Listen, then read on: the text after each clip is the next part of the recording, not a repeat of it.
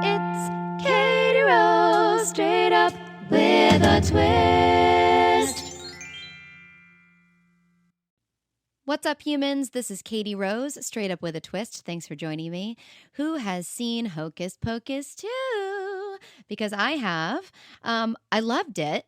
I really enjoyed the story. I really liked the main actresses in it that are kind of setting up for a possible third movie, you know, kind of passing the torch type of a thing. And there's actually a moment towards the end where I got a little teary eyed. I really enjoyed it. And I think it's so interesting because, you know, opinions are like assholes. Everybody has one. And, you know, people lately have been posting so much. I mean, it's probably one of the number one things that people post about, right? Is their opinions on a TV show or a movie or whatever. And everyone's got an opinion and they have to share their opinion, especially on social media. And everybody's a critic, right? This is just like kind of the world we live in. And I watched it with my husband. We had to kind of separate it because we had a couple events that came up going to see another movie actually that kind of, interfered with us finishing it. So it took us a couple days to watch it. All in all, like I said, I really enjoyed the story. So here's my opinion. It did have more of like a Disney Channel feel rather than like the original movie. I know some people don't even like the original movie, which I don't get. I thought like that was really forward thinking, like with the cat and like how he was a part of it. I was kind of bummed there wasn't another like Binks like character in this one. I thought they were going to at first because there's like, you know, a black cat in the movie real quick, but I was like, oh, like I was kind of hoping. And then I was a little confused because they had this like bird in the beginning, and I was like, what was the significance of the bird? Like maybe that went over my head and I need to watch it again. All in all, I thought there were some funny moments. And I thought there could have been a few more funny moments. When they finally did, and spoiler, so if you haven't seen it yet, I'm going to talk a little bit about it. I thought the Walgreens scenes, like there could have been more improv about the souls and the creams and things like that. Like I kind of heard Sarah Jessica Parker do a little bit about a joke about retinol, a couple of things like that. But then when they got on the stage, the acting and the scene itself was so bad when they're at the fair and they did the contest. And it was just like, this person is supposed to come in towards bet and then be pushed away. And then this person just accepts that they didn't win and that someone just threw, you know, a trophy at this guy's head. And then he just walks off the stage and he's like, what a witch. You know what I mean? And I'm just kind of like, okay, well, that was a little, that fell flat. There's just a few moments that fell flat for me. And I just thought, the comedy didn't hit as hard as I would have liked it to. But I also didn't think it was as serious as the older movie. I kind of felt like Disney was like, let's not scare people. And I was like, but it should be a little scary. And I felt like the first movie was much scarier. And I think it lacked that. It lacked that scary Halloween feel. So there are some moments. Overall, I thought the point of the story was good. But yeah, that's, you know, there were some moments that fell flat, but I did get teary-eyed, and I still thought it was a great movie. I'm not sure the Sanderson sisters are coming back, but, you know, I could see them setting it up. I mean, wouldn't it be funny if they waited another 30 years and then they just talked about the Sanderson sisters and then it was like this whole new, you know, or like a new famous people end up playing their characters and they bring it back. I mean, like many things, you know, we do reinvent the wheel with a lot of movies. Another movie that I just watched was Blonde, about Marilyn Monroe. Now, I'm a super huge fan of Marilyn Monroe. And it's not just like, oh, because I wanted to collect stuff and I thought she was pretty. And I was like, oh, let me just, you know, have a bunch of memorabilia and stuff like that. I'm sure it started that way. And then I started reading about her life. She's also been through miscarriages and, you know, she was kind of one of those female actresses that was like, all right, well, if she kind of, it took advantage of the fact that she was smart enough to know that the industry was, you know, all about sex for women and being beautiful and playing the dumb blonde, you know, like, I mean, she capitalized on that because she knew that, well, that's how she's going to make her way in this business. And then I'm pretty sure her ultimate goal was, to get away from that and to become a more respectable actress. And then of course she passed away, unfortunately. Which is still questionable in my head. Like, even just looking at like the old photos. And then I heard that she actually died in the ambulance on the way to the hospital and that she didn't actually die in her bed. So then you're like, well, then what happened there? Did they, were, because of her affair with JFK, like, were they trying to cover it up? Of course, there's these things that we will never know, but the pictures do look a little like posed, I guess, unless that's, how dramatic she is. She's like, I know I'm going to end up laying this way, but the thing that I liked about this movie is it made me feel a certain way, which I think it takes a lot to get to interpret that, because we can't always put what is in our heads on the screen or on paper. It's very difficult to do that. And this did that for me. I felt like I just wanted to give this woman a hug. And while it is a fiction and it is based on a very specific book, it's a fiction, and I think a lot of people are mad because they're looking at it as a documentary, but you have to look at it with the eyes of, this is a fiction, this is somebody's interpretation of feelings, is what I took from it. I was like, I could see that maybe she felt this way. Maybe JFK wasn't like that and he wasn't that big of a douche, but like, she might have felt that way at times. And that is what I took from it, is these feelings. And they kind of really captured like the haziness of her life, or maybe the way that others may have viewed things, or that others may have hypothesized about her life. And they kind of threw that in there. But the actress herself, for me, she was the most on point. Like, she's clearly done her research. And she even has an accent, and I was very surprised. And at first I was like, I don't think she really looks like her. And then like, I just kind of bought it going through it. But it really made me feel a certain way, and it made me feel the loneliness and the sadness that she may have been feeling. And for me, that's a win. And I was able to pull myself away and be like, yeah, that didn't happen. Or this is just, a thought. This is just a conspiracy theory. There's a lot of them out there, right? But overall, I thought her performance was fantastic. So I definitely think it's worth taking a look at, and trying to come at it from, a open point of view. And then, something I wanted to talk about today, a movie that I just watched, a world premiere. It's called The Happiest Man on Earth, and my friend Billy Flanagan stars in it. And it's going to be coming out on Apple TV and some other stations, I believe, or streaming services. And there's a part in it where he's very vulnerable, and he's open about this now, but he did come out in older age, and it was very hard for him, and it was a very vulnerable thing, and that part of the story really, really got to me, because I experienced something very similar, but I was on the other end of the stick.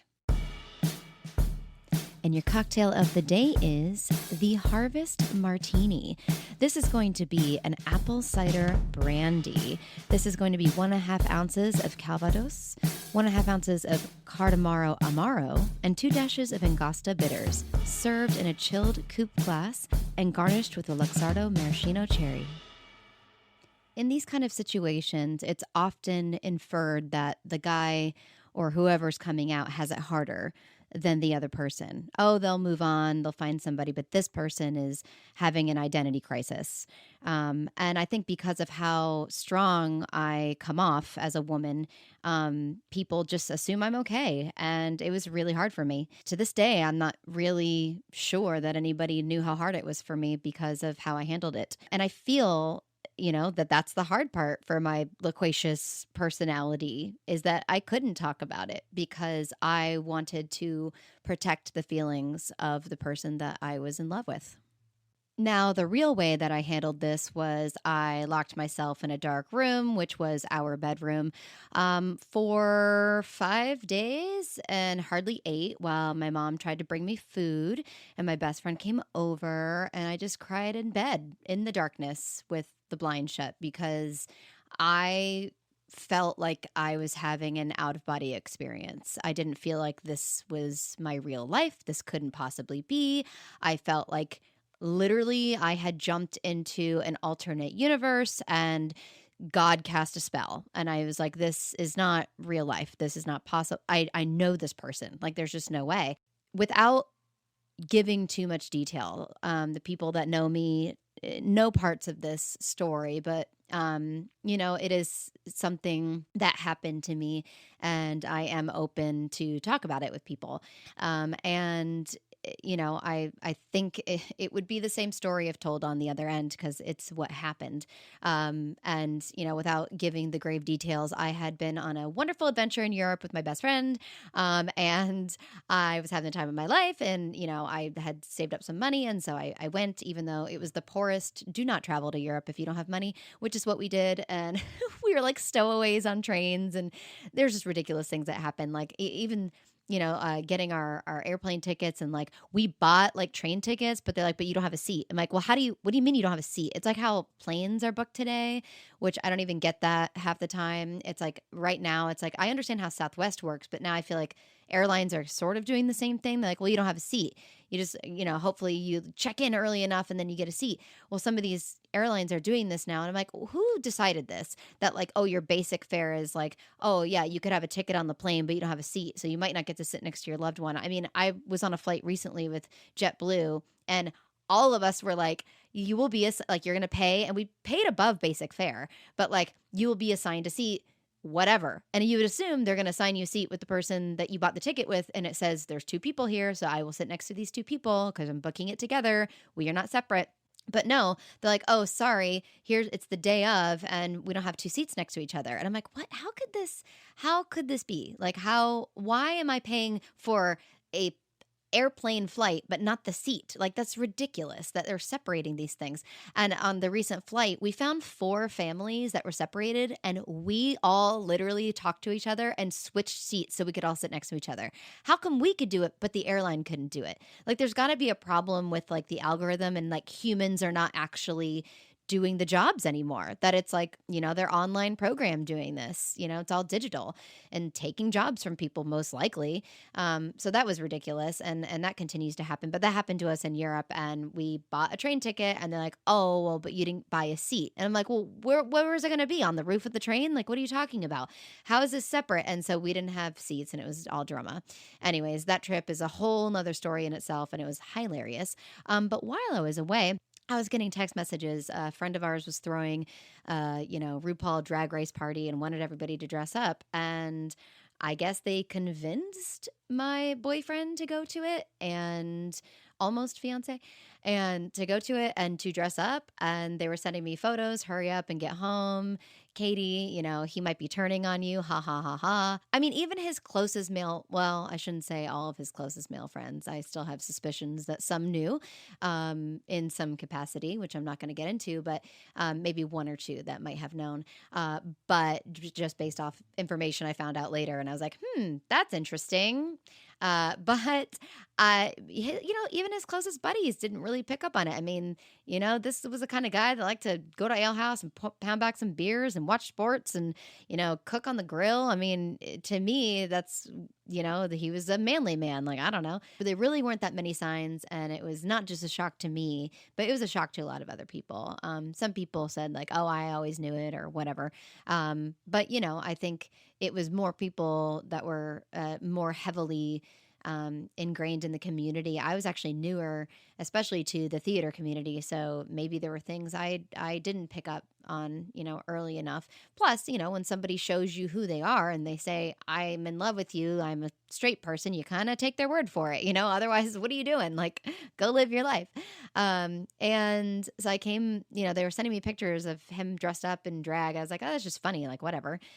Good. He's got a sense of humor. And then I got home, and I found some evidence, some things, that were new to the internet. And I confronted him about it. And he kind of was confused himself and was denying it himself. And we had discussed going to therapy. And I think we did. I feel like we were going to therapy as a normal couple before this happened. But now I'm thinking I have it backwards and that we did the therapy because of this, as if you could just like, we'll go to therapy like to, you know, get the gay out like that. You can't do that. So I was like, this is not going to work. Like, we can't just do, oh, it was his suggestion. I maybe we should go to therapy. I'm like, that's not, no. I was like, you like guys.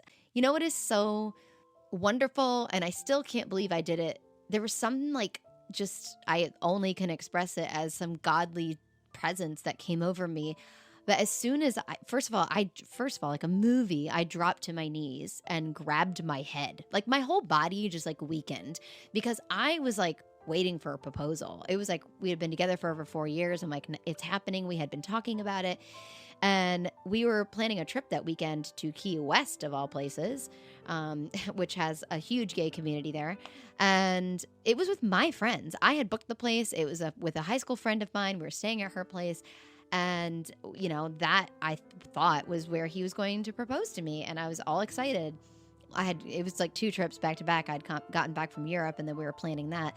And in the middle of my, I can't believe this is happening to me moment, I somehow saw the pain and confusion in his face. And I said, it's okay. It's okay to be gay. It hurt me more that he was trying to make an excuse for it, be like, I don't know what it is. It's a fetish. I'll just go to therapy. I'm like, no. I'm like, it's okay. Like, I know you and I love you. And like, let's talk about this, you know? But then, you know, I feel like he didn't handle it well and he didn't consider my feelings. And I'm not sure he ever did, even later in life. I never really got like a good apology from him, unless I did and I blocked it out of my brain. But it seemed like he kind of just dropped me off the face of the planet and moved on. And I never got like, I don't know, I never got the response I wanted, I think.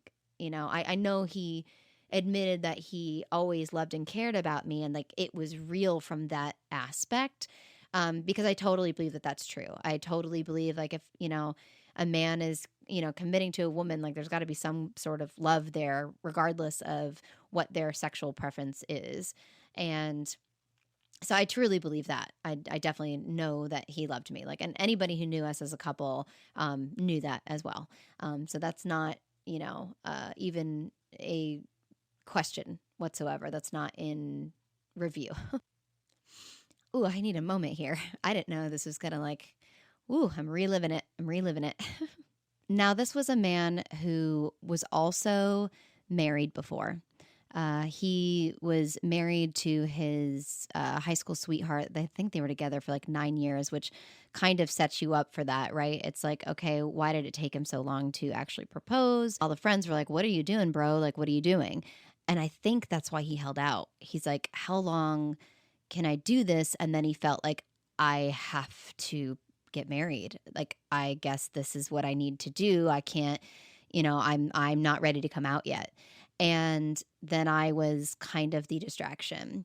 And I'm not a perfect person. You know, we fell in love during, work that we were doing. And he would come into work and be like, I don't want to, I just want to get the whole wedding to be over with. Like, he didn't even want to get married. And we'd all be like, what? And he's like, I guess would chalk it up to like, oh, it's just stressful. And he looked miserable. And anybody could say during that time, this is not how a person acts when they're about to get married. And I was like one of the first people to like watch a video because he didn't have like an actual videographer, I don't think.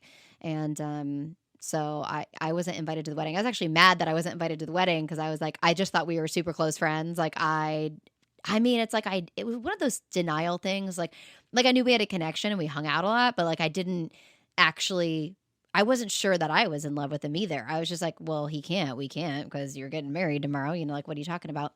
And, you know, I think this is the first time that he was starting his career in a different way, rather than being with someone that he always knew. But I think he was using me as an escape to not be married. You know what I mean? Like, in a way, like subconsciously. I'm not saying that anybody does anything purposefully. Like, matters of the heart are very confusing. We don't know what drives us to do what we do, but we know it has to do with our heart, right? Whether we're considering other people or not.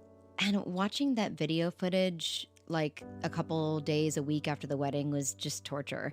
Like, you could see in the video, he's like pulling on his collar and he's sweating and he can like hardly look at her in the eyes. And when you realize now and you see the full picture, you're like, oh my God, he just kept hiding and hiding and hiding behind other people. And, her and I even had a small conversation like years later about it, because of course she didn't like me. I wouldn't like me either. And, she was like, we kind of saw it. Like, my family saw it. Like, some people saw it. Like, and she kind of actually felt bad for me too, in a way, because I also got roped into it. Those were not her exact words, but, something along those lines. And, I think that she's happier now and she's moved on and it all worked out. It's so crazy when hindsight is 2020. And I just have to say, if you're ever in that situation and you are unsure, I feel like postponing a wedding to make sure that you're sure, or you needed the longer engagement, or if you're definitely not sure, then don't go through with the wedding and think, oh, I'll deal with it afterwards.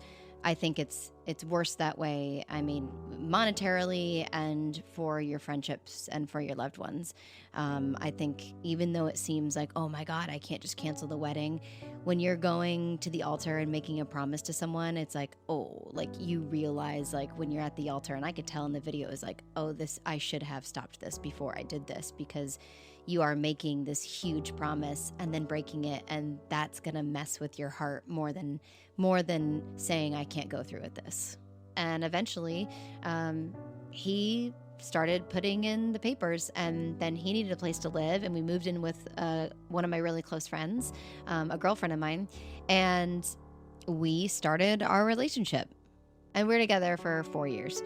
And we had a great relationship. Anybody that knew us would know that. We had animals together and, got our first apartment together. And I was ready, and I just remember too, he went on the vacation without me, and he's like, you're not going to come? I was like, no, what am I going to do? Like, pretend around your friends that we're still happily in love and nothing's wrong? I'm like, this is literally life-changing. I was like, I can't just go pretend, which it hurt my feelings that he could. Like, it hurt my feelings that he was willing to just pretend again. I'm like, you already did this. You pretended your way through your old relationship, and you want to do that to me? Do you not learn, like, from your mistakes? Like, so there's a lot of things, that there were things that weren't handled well after we broke up, and I wish he would have protected my privacy better. That was an awful situation. But so then after that, he went on the trip, and I heard he had gone to a gay club down there. I don't know. I know he met up with some friends, and some people were like, hey, I'm down here with him. I'm like, cool, whatever. And then that was when I cried in bed for a week, and my best friend came over, and right before he left, he said he was going to propose to me. And I was wondering why he didn't propose before. I'm pretty sure it was money. Like, we always talked about money, and I said, I don't care. I love you so much. I don't care if it's a cubic zirconia. I'll wear it. I go, as long as I could design it, because if it's going to be a cubic zirconia, and the least we could do is let me design it. And I always said, I do not want a past, present, and future ring. I was like, everybody has those, where it's like the big stone in the middle and the two little ones on the side. And I was like, I don't want that. I want something unique. I want something that says Katie Rose, something different, with filigree on the side or whatever. And I was very specific about this because, when you're talking about that stuff, that's what you want. And I just remember talking about like how we don't have the money. And I was like, but if we did that, then it could look big and no one will be the wiser, nobody will know. And so right before he leaves on the vacation, he goes, I was going to propose to you this weekend, which of course just was even more pain to endure and just imagine what could have been. And he threw the box at me and I opened it. And he was mad because I wouldn't go on the trip, right? And I opened it and I'm looking at it and it was so big. And I remember showing it to my mom. She's like, I've already seen it. So I guess he had shown it to a couple of people already. I think a couple of friends that I used to be close with back then. And, they said they'd already seen it and approved of it or whatever. And then I just started remembering it was very large. And I just started remembering our conversations. I'm like, he can't afford this ring. This is over a carat. I'm like, this is not real. This can't be real. And so with my poofy eyes, my best friend comes over and I pick my biggest Lindsay Lohan sunglasses and I'm like, we're going to the mall. We went to the mall and we go into, what was it called? Morton's Jewelers or whatever. And she's got her little pen device. And I was like crying under my glasses and was like, could you please just tell me if this is real or fake? And she tests the whole ring. She goes, I'm so sorry. She's like, it's not real. And I was like, I knew it. I remember I texted him and I was like, what was real about our relationship? I was like, nothing. It's just like so mad. And, and like I said, like there were things that were not handled well. I'm sitting here trying to like be supportive and be like, it's okay. And like, I'll keep your secret for you. I won't tell anybody. There's only, like I said, like the people that knew about the ring and like were asking me questions. But I'd have to go to work. And some people thought like, what happened? Like, is he on drugs? Like they picked like the worst things that could be. He cheated on you. And I'm like, oh my God, no, that's not it. And I was like, I really don't want to talk about it. I'm like, it's his story to tell, Eventually, I think he told some people, and I think he told people out of fear that I was going to tell people and bash him or out him. And my now husband was one of the first people to find out because they were friends and they got drunk at a bar and he told him, and my husband's like, so you're saying she's available? Like back then. Oh my God. He's always liked me, my husband. It's so funny. But they were actually close buddies. And, that's what he admitted. He was scared that I was going to say something and just be mean about it. And I was like, no, I don't have a reason to be mean about it unless you're mean to me. And you're being mean to me, and there was times when he was not kind and I think he said things because, like I said, he was afraid that I would. And I'm like, no. I was like, this is not, I don't know how you were brought up in this world to think like that's what we need to do is like, well, I'm going to bash you before you bash me. I'm like, I'm not going to do that, And I had maybe a year and a half, 2 years later, it took for people, once everything got out, for people to finally come up to me and say, Katie, I really respect the way that you handled that. You protected him and you were always kind when people would ask about him. And, that says a lot about your character. And I just remember being like, thanks. And I'm like, but there was also some like really bad things that happened to me and nobody knows about them. And, and it was just really hard for me. So I had to sit there and like go through all of that, like by myself, and only like, a handful of people knew about it that I could actually talk to about it because I had to still, or I felt like I had to still protect somebody and their feelings and their perspective. And especially in this like judgmental world, like the last thing I need is someone being like, you don't appreciate gays. And like, do you know how hard it is to, like come out? And I'm like, yes, I do. I respect that and I appreciate that. But like, it would have been nice to have more support, I guess, on my end. And it was just terribly, terribly difficult for me, especially when you like picture your whole future with somebody. And so what did I do? I went on a cruise ship to escape my feelings and escape my life. And so I did that. I escaped and I went on a cruise ship. And when I got back, he was already in a full-fledged relationship with somebody else, and I moved on very quickly. And of course, I have my opinions about things like that and just moving on so quickly after something like that. I think I was trying to also do the same thing, but I also knew I needed time just to be single and to really think about what I wanted for myself. And I guess I wish he would have thought the same. I think he kind of followed the same pattern he always did. He finds someone else and then he feels comfortable and then he kind of, I don't know, hides and this was a same-sex relationship. It's like a protective bubble for him. I wish he would have explored more, which is what I did, was exploration. I mean, I met a guy while I was on my cruise ship and wanted to move to Russia with him. I mean, talk about snap decisions. I was like, I'm in love with this guy now and I want to move to Russia, And, luckily I had friends and people were like, oh, let's really think about this, and I went through all the emotions with that relationship too.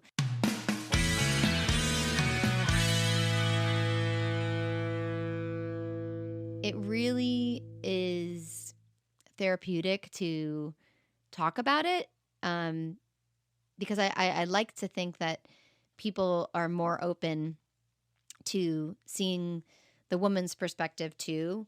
Um, because a lot of women, and this is just like in society, right? Even with like the Justin Timberlake and Janet Jackson and Britney Spears thing, it's like, right, the guy always just gets away scot free and be like, oh, that's fine, you know. And girls are always looked at as like, oh, she's crazy or she's too angry, you know, where if a guy gets angry, he's just passionate. And I felt like sometimes I wasn't allowed to. Like I wasn't allowed to be upset or angry because then that could be looked at as she doesn't get it. Of course I get it. But do you get my perspective? Like it was really hard. And I still love this person. I still check on this person. I still care about this person.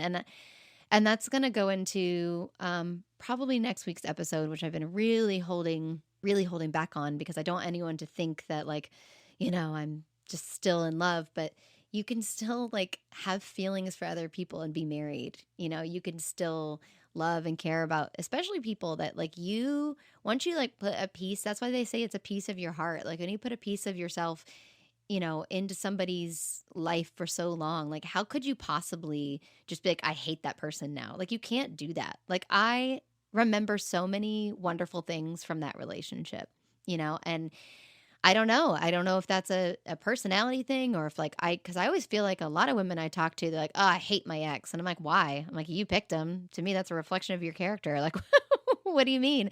Like, that says something about you too. Don't forget it. You know, it's two halves coming together, you know, and choices. And, you know, I feel like you can't just completely, you know, be like, oh no, psh, yeah, that's old news. That was from a long time ago. Like, no, of course I don't love that person anymore. I feel like that's almost mean to say. Like, you know, like you're not, I don't feel like, especially with my husband, because we were friends first, my husband totally understands that. Like, he also brings up exes of his and he's like, that was my first love. There's nothing wrong with that. Like, do we not understand how the heart works by now? Like, the world needs love, you know, like that's like the main thing we like as humans surround ourselves in understanding what the world means. It's half the reason why it's 100% of the reason why we pray. We don't pray because of what our brains or you know, we pray for love. You know, we pray because we want to see our loved ones in our afterlife. Everything we do is because of love of food, love of art, love of hard labor, love of, you know, everything. Like we do it, our whole existence is formulated around love. So when people put that like negative connotation, or people just want drama, I guess. Some people really, that's the balance, right? People need you know, like in history, it's like, you know, we used to watch hangings and things like that. And it's like people like, you know, evil, it's good and evil, it's love and hatred. It's all of those opposites that and that make that world, you know, function. And I think people love matters of the heart. It is one of the number one things. Oh my gosh, just the juicy gossip that you can get with matters of the heart, right? Like what can we talk about? Like that's like the number one thing, right? Me too. I'm always curious. I'm like, oh my gosh, does Justin Timberlake like his co-star? Is he cheating on his wife? You know, it's like it's interesting, and it's because matters of the heart are interesting. Understanding what someone is truly going through is the human connection that we desire to know most of all. We want to know about it because it somehow lets you know that you're a human and that you're okay.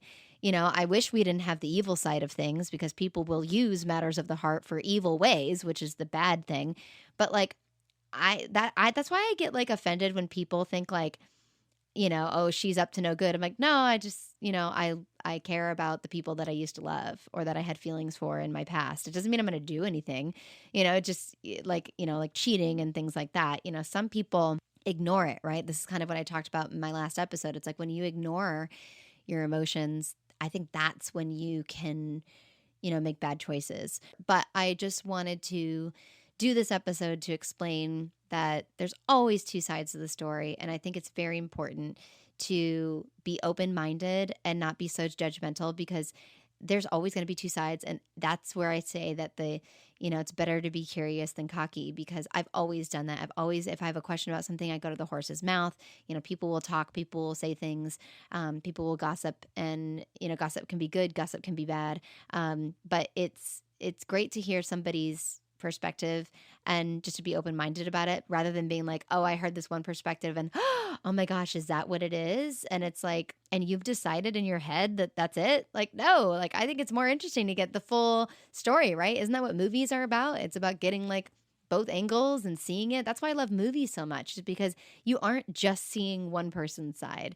Like, we have the capability to like show in storytelling like everybody's viewpoints. I guess that's why everybody's got an opinion, right?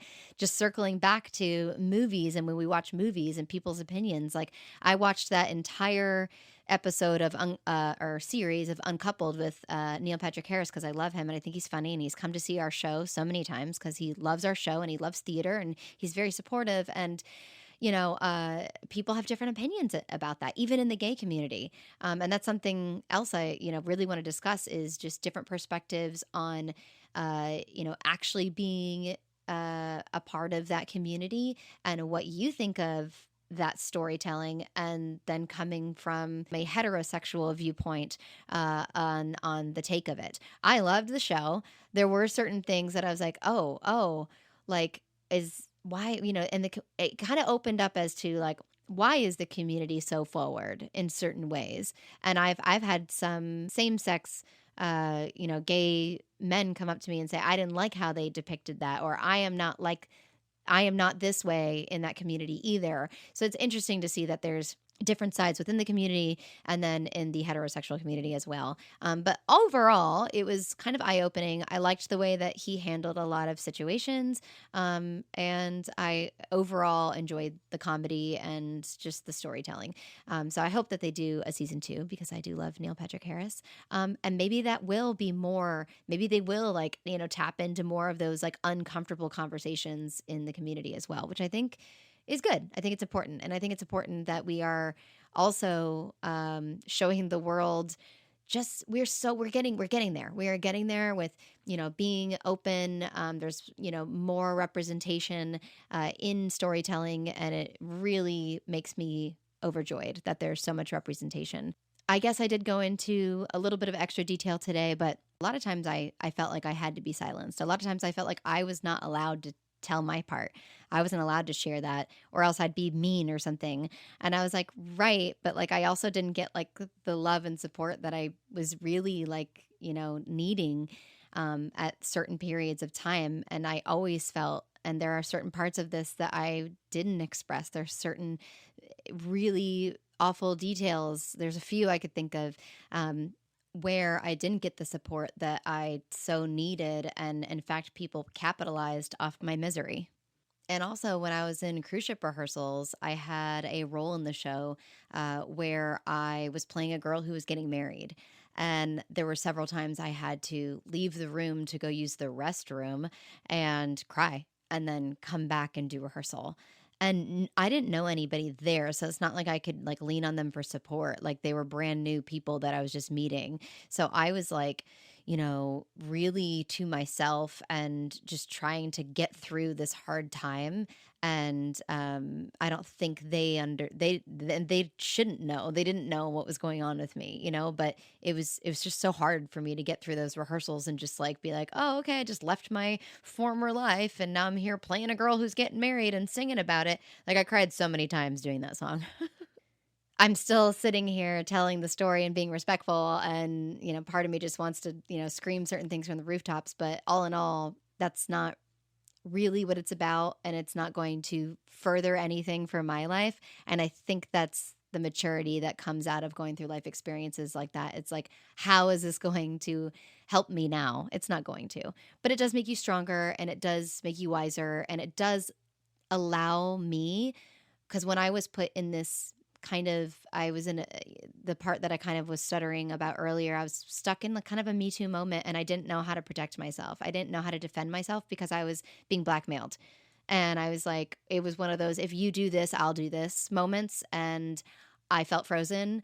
And that person, it's not my ex who said this to me or threatened me. I will never respect that person. And if I were to see that person again today, I'd probably walk up to him now with all the confidence in the world and be like, hey, when you did this to me, that was effed up. I was just scared. I was scared for my reputation. I was scared for a lot of things. And I think I'm so proud of how far we've come where people don't feel like they have to be silenced anymore. And if something bad happens to you, I think the first person, rather than getting on any kind of social media or platform and yelling it from the rooftops and outing somebody, is to go to that person and tell them what a shithead they are. I think that's what you should do. I think you should go to that person, or in the moment, realize someone should not treat you that way or threaten you. And you need to put them in their place and be like, oh, really? You're going to threaten me? Oh, well, I'm going to threaten you, and this isn't okay. And I demand respect. And really, when I look back at all these moments where I felt like my weakest, it's all the reasons that I am strong today. So take that as you will. And yeah, to anybody who is struggling with their identity, I can't imagine what that personally feels like as well. And like I said, that'll be another episode, but knowing who you are and living who you are, like, even if, what I kind of learned from, the happiest man on earth, who I love and respect and feel grateful for knowing, as he was saying in his film, which you should watch, and I'm plugging it here now, so watch it when it comes out. He would never take anything back. He loved the woman he was with, and he loved his family, and he wouldn't change anything, because like, if you could go back and change anything, it would remove all of the love and all of the wonderful things that person went through. And I hope that anybody who is, going through that internally understands that as well. You in a way can live both worlds, I guess. And I think it's best, I guess, to come forward as soon as you know, but it also takes time to know sometimes, right? What will truly make you happy. And you could be happy in both. And I believe he was happy in both worlds, and is discovering new happiness in the new world, that he is living. And, I believe that people can do that. I believe that, honesty is, always the best route, and the truth shall really set you free. It really does, ultimately. But sometimes discovering your own truth, it really is a journey, and it's okay. It's the journey that you're on, no matter how quickly you realize it or how long it takes. Have the right people in your life. I think the ultimate lesson here is he was good to his family, and people in this situation also, they're good to their families, they're good to their loved ones, and that's really what it's about, is what kind of person are you at the end of the day? The people who love you are still going to love you, and they're still going to be in your life, and you shouldn't fear the loss of that, because if you know their love and you're good to them and they're good to you, they're going to be there for you. I promise you that. Because they always have been. And if they're not, then it's time to find new family and new loved ones.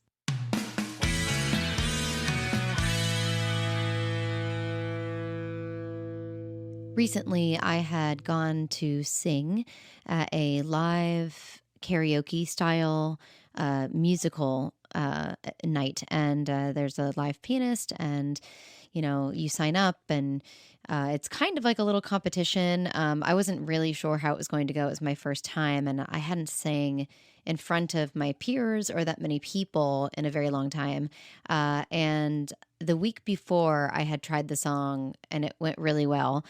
And I was like, all right, well, let me do this again. I was like, now that I've done it once in public, I was like, let me try again. And I was so nervous singing in front of my peers. But this song is a song that normally you would never associate it with something that I went through. But the song is from Ghost the Musical, and it's called With You.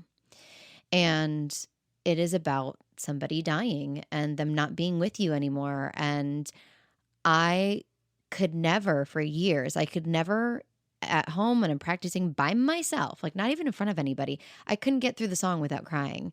And I would listen to it, often. And I've got a few songs like that, will bring you back to a place that'll remind you of something. And even though, this person didn't die in my life, heartbreak sometimes can feel that way. it can feel like a death. And this song reminded me of, the end of this long relationship and, picking up his things and him not being there anymore. And every time I sing it, it would take me right back to this time in my life. And so I sang it in public in front of people, and I was so nervous, but it went over well. And right at the end of the song, I just started crying. People are like, "What is wrong with you?" I just really connected to it. And it was the first time I got through the whole song, without really crying. And, maybe the nerves do that. You're like, oh my gosh, I can't like cry in front of these people. It felt good to like get it out, I guess. And that is kind of like the therapy that music is for so many people. It's interesting how when a relationship like that ends, it really oftentimes can feel like a death. I'm going to wrap up this episode with another perspective that maybe people haven't thought about before. Just because you are of the opposite gender doesn't mean it's okay to, move on or betray a friend. So, for example, if you have a girlfriend and she breaks up with her boyfriend and then you go and you hook up with him or start dating him or something, most people would frown upon that. They'd be like, what? You're my friend. How dare you do that? Although I know plenty of women who've done this and have been very hypocritical about it. You can't do it to me, but I'll do it to you, and it's not a big deal. But when I, broke up with the person I thought I was going to marry, he was in new territory, and I don't even know like the full, exploration and the full details of, what he was doing while we were together. And I know a little bit of detail of what he did after. And it was still hard for me because I was also friends with these guys. And I don't think anybody really considered my feelings or, and it kind of felt like choosing sides in a way. And it was really hard for me. And I never really got any like real acknowledgement or apology for that type of behavior. I just always forgave and tried to find another perspective of it and was like, I'm sure this wasn't done in malice, but there is tact. And it was hard for me to watch that too. And I just kind of wanted to put that out there because I think some people never think, about the girl going through that and being like, hey, so we especially when you have like the same circle of friends, it's like it's still, they think, oh well, it's opposite gender, so it doesn't matter. I'm like, oh, it still counts. I'm like, it still matters. It still hurts my feelings. But thanks for listening to some of my story. This has been Katie Rose, served straight up with a twist. Until next time. And remember, if you're thinking it, I'm probably talking about it.